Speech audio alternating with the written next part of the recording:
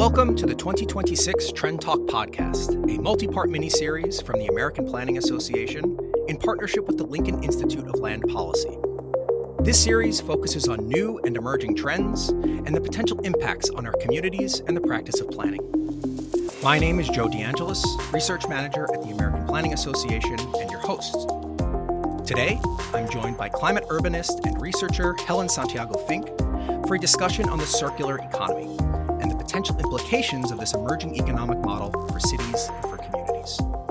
Helen works at the intersection of the social, natural, and physical sciences. Her 25 plus years of professional experience bring multidisciplinary expertise in sustainable development, climate change mitigation, adaptation and resilience, urban systems planning, energy efficient buildings, and community and economic development. Helen has worked at the global, national, and local scales as technical advisor and program manager for organizations including the United States Agency for International Development, the United Nations Environment Program, the World Bank, the European Commission, FEMA, and the Organization for Security and Cooperation in Europe. Helen's publications highlight how nature-based solutions can accelerate urban sustainability and climate resilience. She holds a BA in economics, MA in urban and regional planning, and undertook doctoral work in eco-cities and climate change at the Boku Natural Resources and Life Sciences University in Vienna, Austria. So Helen, how are you doing today? Great. Thank you for the opportunity. We're looking forward to chatting with you today about what is, I think, an interesting topic. Yeah, we're excited for this. Well, I believe it's actually a very important topic, and I'm glad to see that the American Planning Association is very much sort of promoting the path towards basically circular economy, circularity, in support of broader sustainability objectives. For sure. For a topic like this, as we dive into this, it's probably best if we start with the basics, right? We've written about this topic in the past, in previous trend reports that we've put out. There's maybe like a general awareness among planners of the concept as maybe something related broadly to sustainability in some way. Can you give us a bit of an overview of the concept of a circular economy, what it is, and maybe how it's evolved a bit and changed over time? Sure, happy to do so. So I think of the circular economy basically as resource optimization.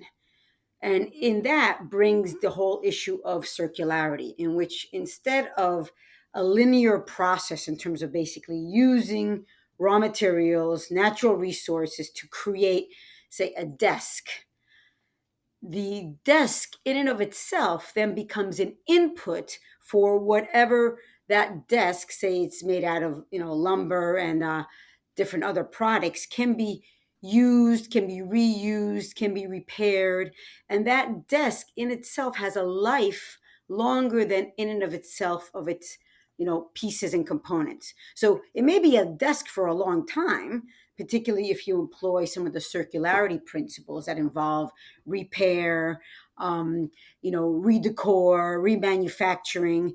But that also then takes us in terms of using those components of those desks when it's no longer a desk into something else. So that something else can be then the input for either another product at the end of the day. And ultimately, at the end of the day, when we get down to recycling, which is at the bottom, in a sense, of the circularity path, or at the end of life of that desk, then becomes an input for something else. And it could be, say, wood chips, if you break it down to wood chips, that then ultimately can be used to create another product. So it's basically the reuse and the repurposing. There's basically 10 R's now. We've really evolved from the reduce, reuse, recycle Right. to, as I mentioned before, to the repair, to the remanufacture.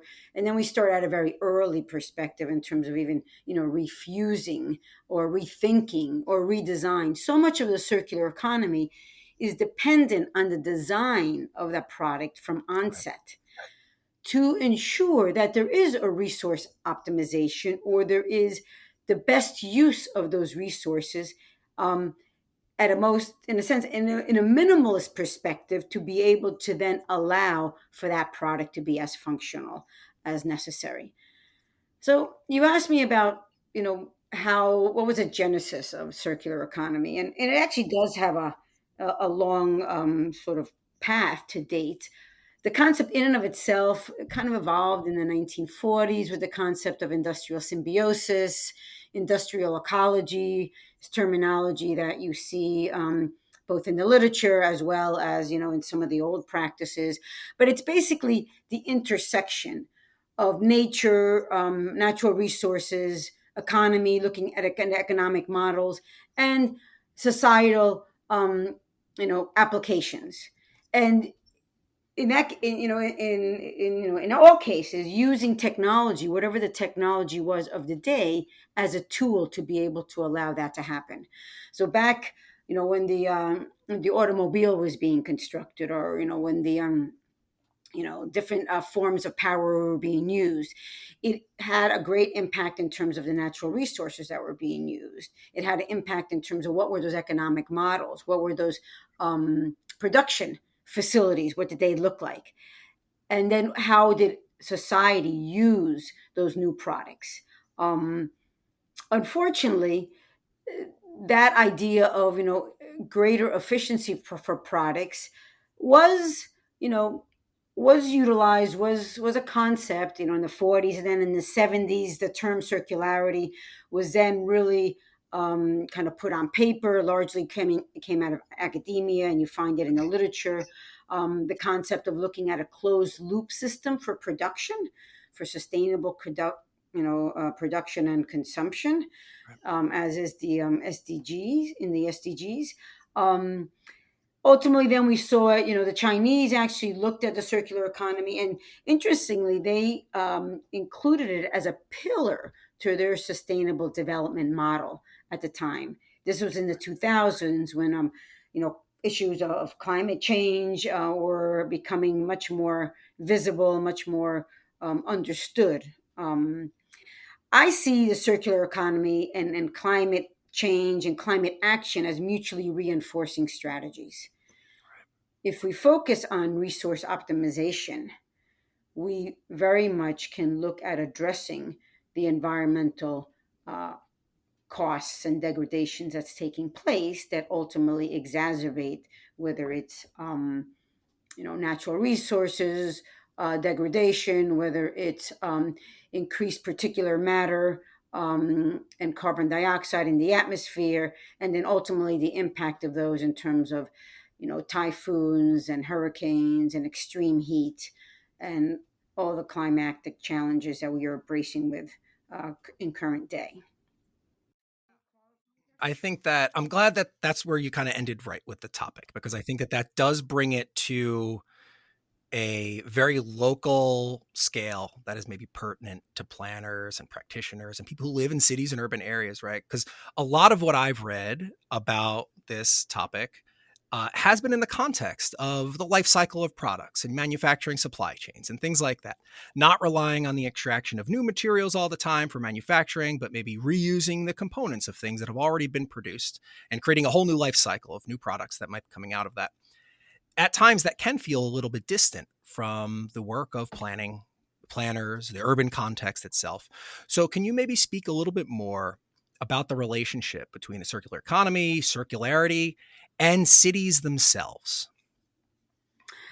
Sure. So let's bring it down a little bit now to first, for example, in the U.S. The U.S.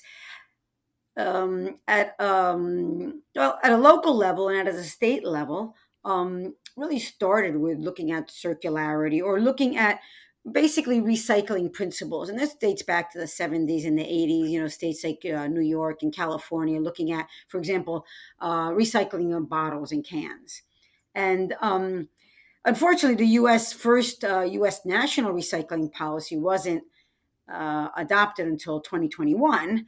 But that is shows some progression in terms of having what's been done at the local level start percolating up into national Right. policies. Um, that was gaining momentum now, and we're seeing it now in things like, for example, the right to repair laws that are happening at the city scale. And they are percolating up, once again, through the different governance structures.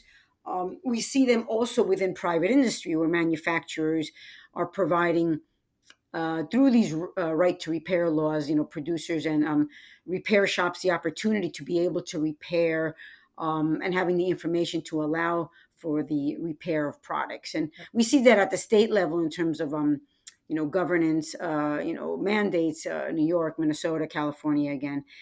And so cities are well positioned. Let me just show or indicate where a lot of that movement started from at the subnational level was really in Europe. Europe has Okay. been a global driver in terms of advancing circular economy policies and practices.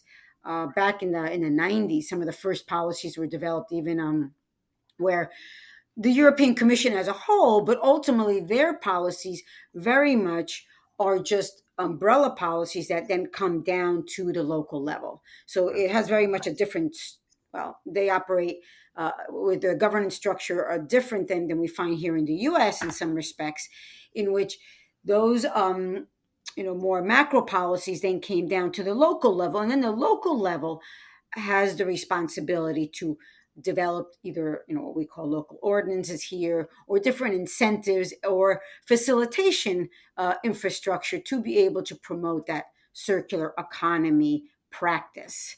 For example, the city of Amsterdam, which I worked with when I was working for UNEP, and I was based in Paris, they were working with their Chamber of Commerce, and this was back in 2014, 2018, Right. where they worked very closely, city working with industry, working to actually educate their citizenry in terms of what are the 10 R's, which I alluded to earlier.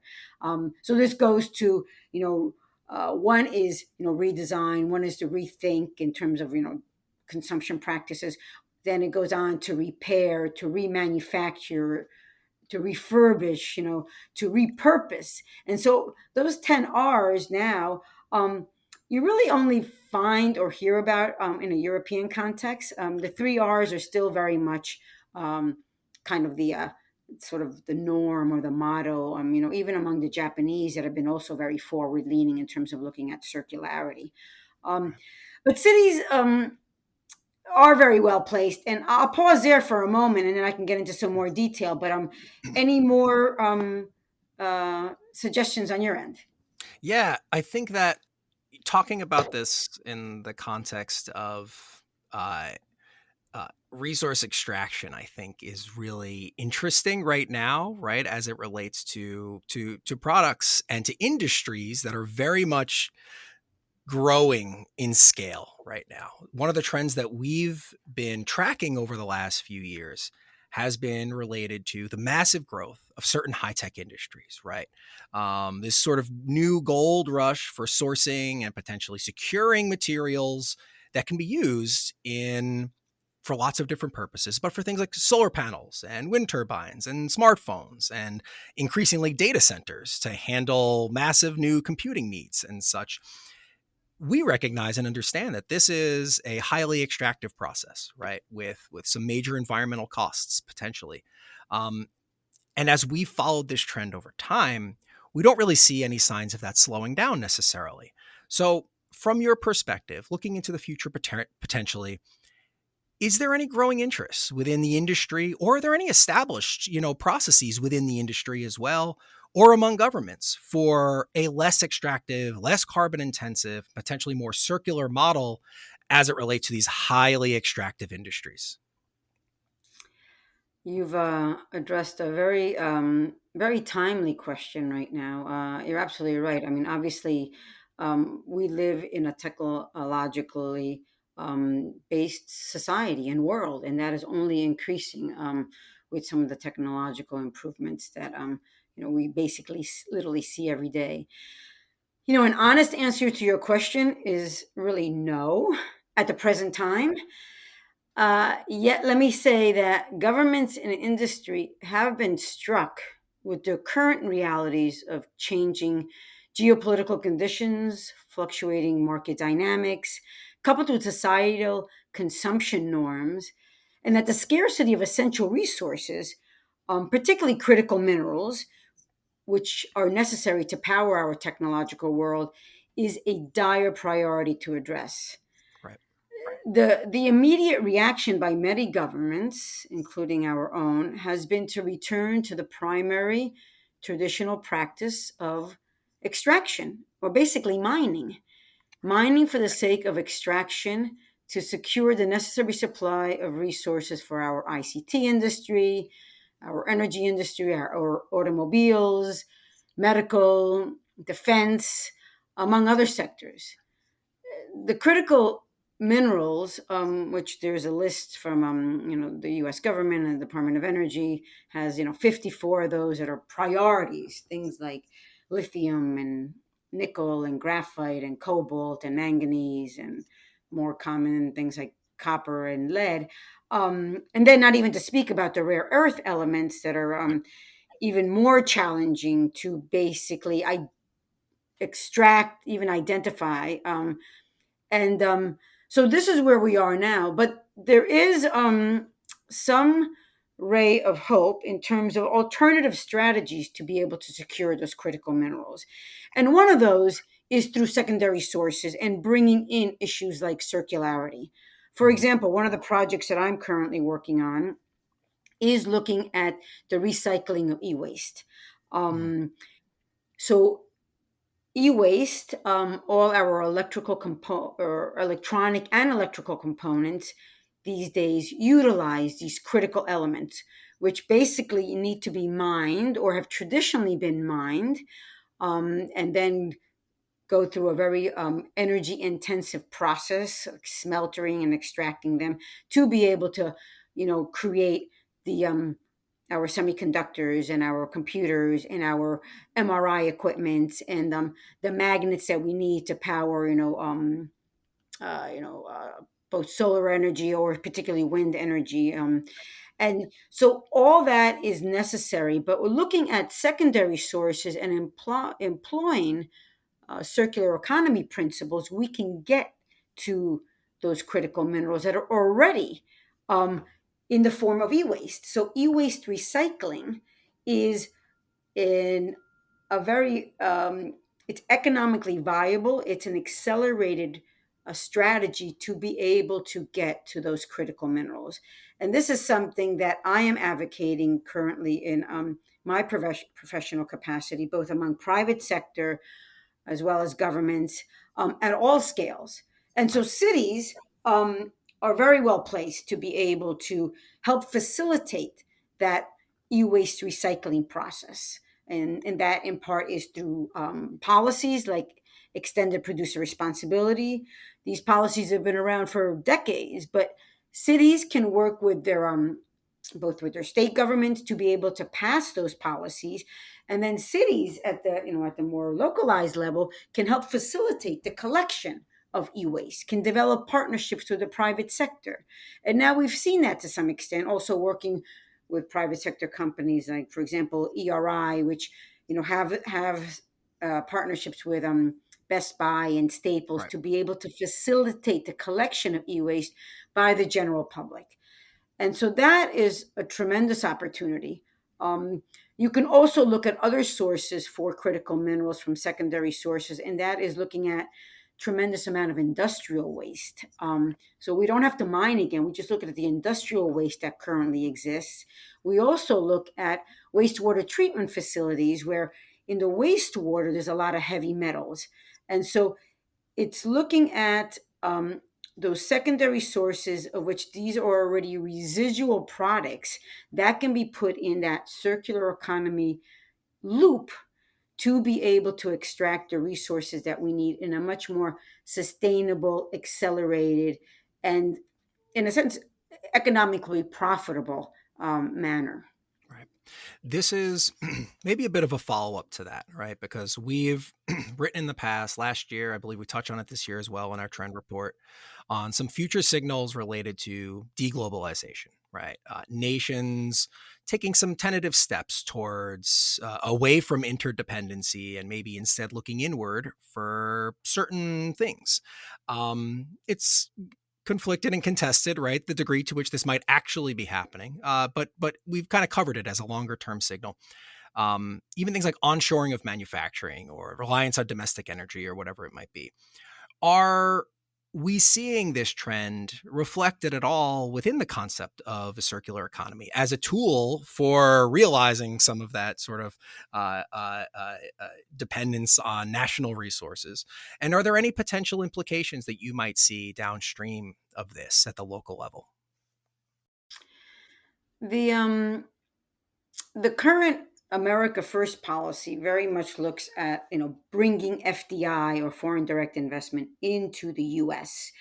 Particularly very big now on critical minerals, and they're working with all kinds of countries that have capacities and companies for mining, like the Australians and others, to be able to develop. In this case, more mining for critical minerals. However, some of those companies have already embraced the idea of looking at secondary sources and have really embraced innovation and research and innovation in this space to be able to, in a sense, leapfrog what I'm calling going to the traditional mining and even leapfrogging going through this smeltering process, which, as I said before, is very dirty, very resource intensive. A lot of other countries, the Japanese are investing here in the US. The US is not mandating circularity because, we are behind the curve on that. But these companies, these investors in these countries, some of them have already embraced that and inculcated it into their production processes. As I said, the Japanese have very much realized the potential of circularity in their production processes. And they are actually building a big facility here in the US that will be announced in the very near future to do just that and to work with the US, which is and to bring those practices there. So I see the potential more coming in from, not only bringing in the FDI in terms of the investment, but bringing in some of those practices that are more sustainable and in some cases more advanced than what we currently have in practice.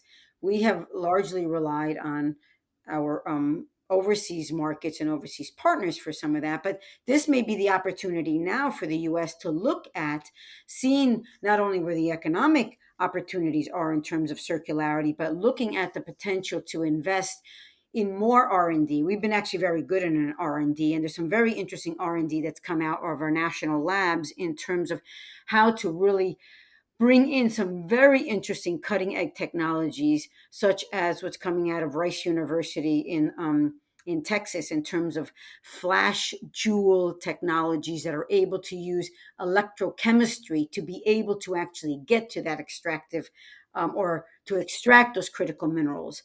And we've seen that at Penn State has got some very interesting technologies that have been funded by our National Science Foundation. So a lot of potential here.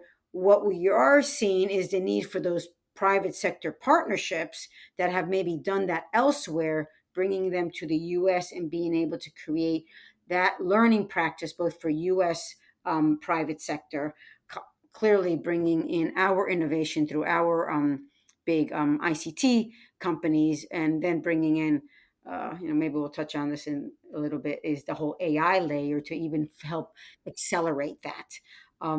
So lots of opportunity there to take circularity, to embed it, and to target it specifically in terms of, well, particularly in the tech sector and moving towards circularity, like in e-waste, as I mentioned before. But this can be brought to bear in terms of broader, in terms of looking at, once again, strengthening that nexus between circular economy and climate action, and bringing and using innovation and technology really to, in a sense, mainstream that practice. Right. You mentioned just there climate action, you mentioned AI and artificial intelligence.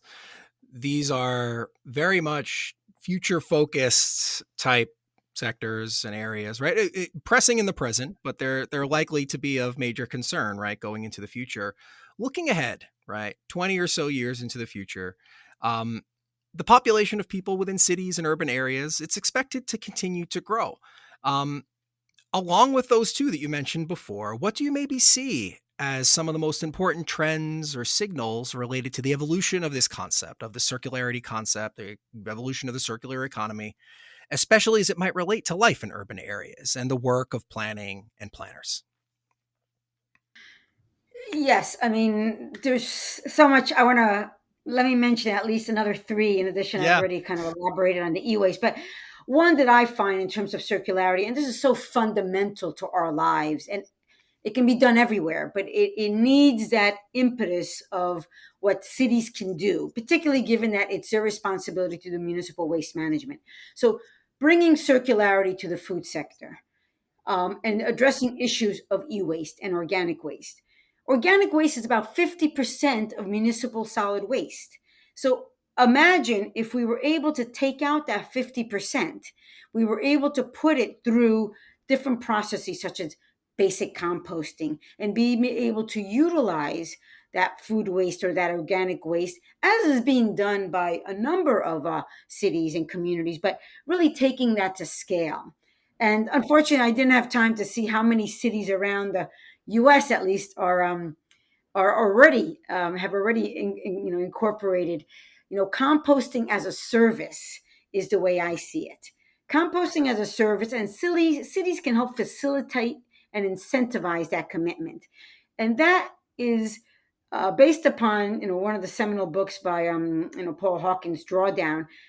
Addressing food waste or organic waste is the number three climate strategy to be able to bring down those methane, one of the longest GHG gases. So that would be huge if cities can do that. And there's many ways to do it, and that's already being done. Another one is bringing circularity into the built environment, and what cities also have responsibility for in terms of permitting and providing guidance to the private sector and to the development community. Green buildings or buildings as carbon sinks have tremendous opportunity using new materials, using new technologies, being able to, I have a project that I worked with the University of North Carolina, and we brought it to Vietnam in terms of looking at hemp and using hempcrete to be able to as a building block. So using and going back once again to the natural environment and learning and using natural materials to be able to really accelerate things like direct air capture in buildings. Doing things like bringing in biophilia and biophilic principles and nature-based solutions to be able to incorporate, you know, um, green walls and green facades into the building environment. And there's some really interesting innovation looking at hydrogels for insulation, all kinds of new technologies, really that very much reinforce the circularity and very much look at not only technology, but looking at the natural environment and the practice of biomimicry that I've been a big advocate for, in terms of and coupled with technology, really to be able to move towards that circularity and that optimization of resources. And there's so much to be done there. I mean, the integration of circular economy to be able to advance societal norms is this tremendous opportunity, which I think cities are also very well placed to do. We need to learn from current day practices, not only in terms of what you wrote about in the 2025 report. I know you looked at briefly the neuromorphic chip development that's being Yes. done by some of Yeah. the labs and some of the companies, but taking that to the point in terms of learning from once again from nature, and then bringing in an AI component and learning from current day online marketing practices, but to promote sustainability. Let me just say a word in terms of that integration between where I see, circular economy, climate action, and technological progression and advancements like AI. AI, this incredible tool that really needs to be targeted. It needs to be used for targeted things and priority. needs, not just for writing a sentence or an email. Sure. Because as you well know, and as you was addressed in the last report, the resource footprint is tremendous. But if we were to, triangulate circular economy with climate action with AI to be able to nudge and advance societal norms for sustainability, that would be tremendous. I mean, this is currently what's being done right now with online marketing practices. Sure. Why not learn from, and what's already been done actually in the Philippines and in China, through online payment and lifestyle platforms, to be able to nudge and incentivize environmental action and the use of products that actually have high recyclable or circular content.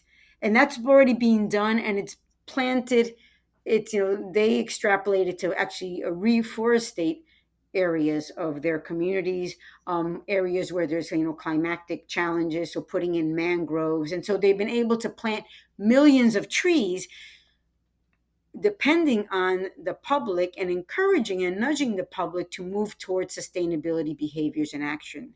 So this is a tremendous opportunity. It's already being done by online marketing practices, but not for sustainability particularly. So I think that would be a great way to and this is a great opportunity for cities actually to help incentivize at the very local scale, clearly working with partnerships across many disciplines.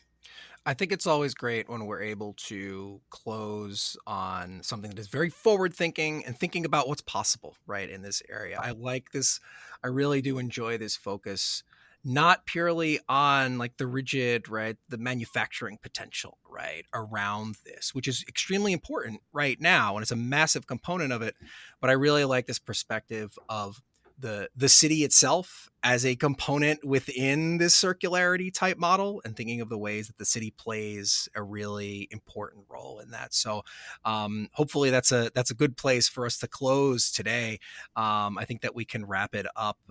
Thank you, Helen, for joining us for this really excellent conversation on a topic that I think, again, planners have heard of, but don't really know that much about, I think, yet. And I think this is a really good both introduction and a deeper dive into potentially what is to come. So we really appreciate your time today. Great. Thank you very much. A lot of exciting potential into the future if we just pursue it and strategically look at working with cities and the citizenry of the cities to be able to move forward in a much more sustainable world. Thank you. Thank you, Helen. For more on this topic, a summary of this discussion, and many other collected trends and signals, please check out APA's 2026 Trend Report, which is available at planning.org/foresight.